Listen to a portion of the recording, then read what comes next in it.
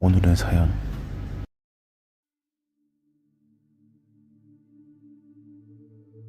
나는 중마고우와 함께 평소 적당히 전철을 타고 돌아다니곤 합니다.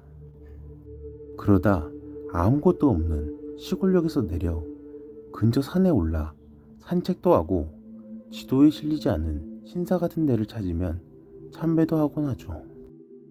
몇 번인가 무서운 일도 겪었고 길을 잃어 헤매다 25km 넘게 걸은 적도 있지만 그래도 꽤 즐거워서 쉽사리 그만둘 수가 없습니다. 그날은 나라현에 있는 일본 백대산촌에 선정된 산이 경관이 아름답기로 유명한 마을에 놀러갈 예정이었습니다. 탐험보다는 제대로 찾아갈 생각으로 구글맵을 보면서 마을을 목표로 등산로를 따라 걸어가기로 했죠. 길을 가던 도중 저수지 몇 곳을 지나자 길이 두 갈래로 나뉘었습니다. 산기슭에서 만났던 사람들은 그 마을까지 가려면 오솔길을 계속 따라가면 된다고 했었는데 이상하다 싶어 구글맵을 켰습니다. 구글맵에서도 길은 두 갈래로 나와 있었습니다. 500m 정도 앞에서 두 길은 다시 합류하는 것 같았기에 어디든 괜찮겠다 싶어 우리는 더 짧아 보이는 왼쪽 길을 택했습니다. 왼쪽 길을 따라 걸어가자 점차 고사리 같은 식물들이 바닥 가득 피어있는 게 보였습니다.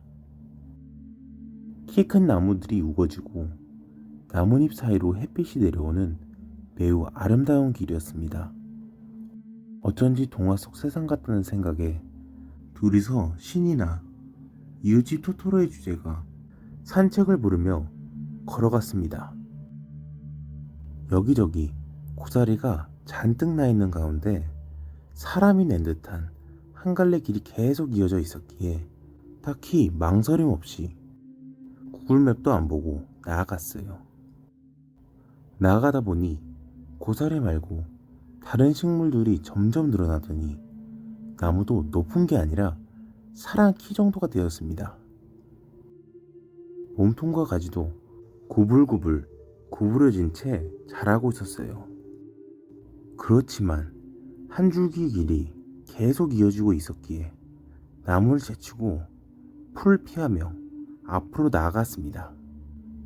그러나 길은 더욱 험해져서 힘들게 헤쳐나가지 않으면 안 될 정도가 되어가더니 마침내 절벽 같은 사면을 올라가야만 하게 됐습니다.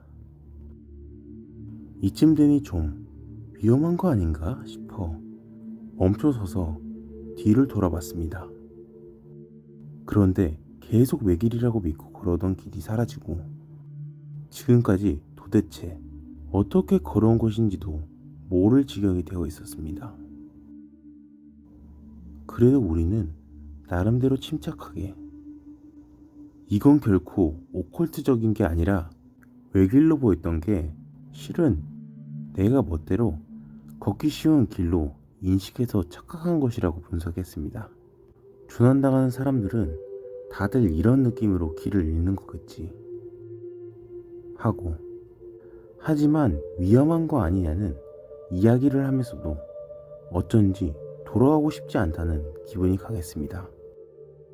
길이 조금 험해지면서부터는 힘들게 나와왔으니만큼 그 길을 다시 돌아가기 싫었으니까요. 이것도 감정을 조작당했다거나 딱히 비과학적인 이유에서 그런 건 아니었습니다. 우리는 낙관적인 마음으로 이대로 나아가기로 했습니다. 바보같이. 어째서 그랬을까? 그대로 돌아갔어야만 했다고 지금 와서는 후회하고 있습니다. 그리하여 사면을 오르기 시작했는데 생각했던 것보다 훨씬 경사가 가파라서 거의 나무에 매달리듯 기어 올라가야만 했습니다. 도저히 안 되겠다 싶어 돌아갈까 싶을 무렵 벼랑 위에 하얀 가드레일이 보였습니다. 그래서 다시 마음을 다잡고 벼랑 위까지 올라갔습니다. 그런데 아래에서 보이던 가드레일 같은 건 전혀 없었습니다. 딱히 잘못 봤다고 할 만한 것도 없었기에 도대체 왜 나는 가드레일을 본 걸까? 기묘한 기분에 사로잡혔습니다. 아마 이것도 영적인 무언가라기보다는 앞으로 나아가면 원래 길이 나올 거라는 기대가 만든 환각이라고 생각합니다. 이제 돌아가야 하나 싶으면서도 가파른 벼랑을 올라온 터라 다시 왔던 길을 돌아가고 싶다는 생각은 들지 않았습니다. 게다가 벼랑 위에는 다시 길처럼 보이는 게 있어서 계속 나아가기로 했습니다. 그리고 처음으로 환각이 아닌 진짜 인공물이 보였습니다.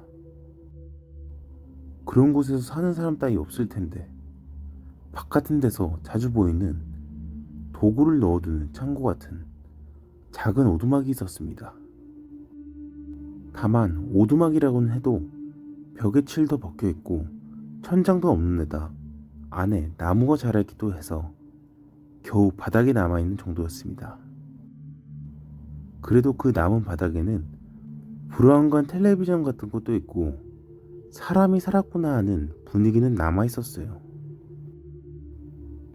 어쩌면 우리가 올라온 길은 과거 마을로 이어지던 옛길이고 오두막은 휴게소 같은 것이었는지도 모릅니다.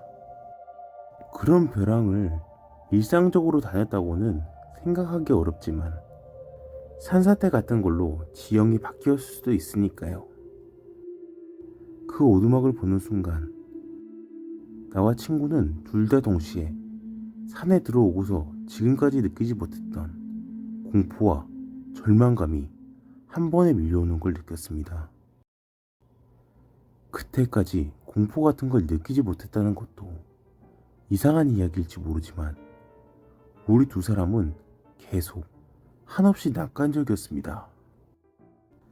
하지만 그 오두막을 보는 순간에 느낀 절망과 공포는 정말 지금까지의 인생에서 맛본 것 중 가장 끔찍한 것이었습니다. 뭐가 그렇게 무서웠는지 설명은 할 수 없지만 어쨌든 두려웠습니다. 아마 우리가 구해줄 수 없는 거라는 부정적인 감정이 차례로 밀려와서 그 자리에서 움직일 수 없을 정도였습니다. 하지만 잠시 후 친구가 가자 하고 오두막과는 반대 방향으로 나아가기 시작하기에 나는 필사적으로 따라가기 시작했습니다. 그러는 와중에도 무서워서 오두막 쪽은 돌아볼 수 없었지만 뒤에서 공포와 절망이 계속 따라오는 것만 같았습니다. 여지껏 외길로 보였던 길은 사라지고 헤치고 갈 수도 없을 길만이 이어지고 있었습니다.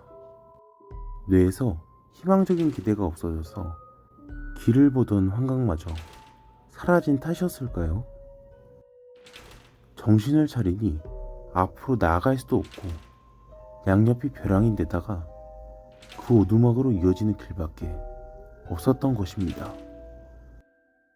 전파가 닿지 않아 스마트폰도 쓸 수 없었기에 정말 큰일이다 싶은 순간 친구가 벼랑으로 내려가자 라고 말했습니다. 곧바로 망설임 없이 친구는 나무를 잡고 매달리며 벼랑을 천천히 내려가기 시작했습니다. 결국 나도 따라서 벼랑을 내려왔고 근처에 콘크리트로 포장된 도로를 찾아냈습니다. 어느새 전파도 들어와 있었기에 무사히 목적지인 마을로 향할 수 있었습니다. 이때는 이대로 별일 없이 끝났었습니다. 딱히 오컬트적인 것도 전혀 없었고 20대 후반에 흑투성이가 돼서 돌아왔다고 집에 돌아와서 부모님에게 야단을 맞은 정도였죠. 그런데 반년 정도 지난 지금 또 그 산에 가고 싶은 마음에 사로잡혀 나는 어쩔 줄을 모를 지경입니다. 친구에게 이 이야기를 하자 친구 또한 같은 마음이라는 대답이 돌아왔습니다. 가면 위험하다는 것을 뼈저리게 알고 있는데도 어떻게든 가고 싶습니다. 감정만을 놓고 보면 무서워서 가고 싶지 않다는 것이 클 텐데 어째서인지 가야만 한다는 마음을 억누를 수가 없습니다.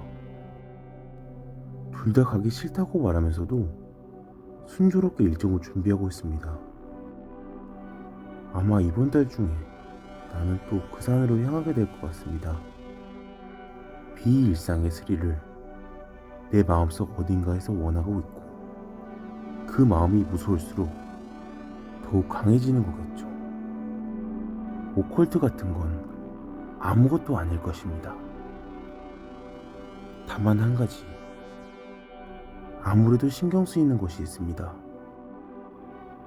처음 산에 갔다 돌아오고 반년 정도 지나서 얼마 전에 갑자기 깨달았던 건데요. 그 당시에는 겁에 질려 몰랐었는데 전기도 없는 깊은 산속 오두막에 놓여있던 텔레비전, 그때 우리가 본 텔레비전은 계속 자본과 함께 지직거리고 있었습니다.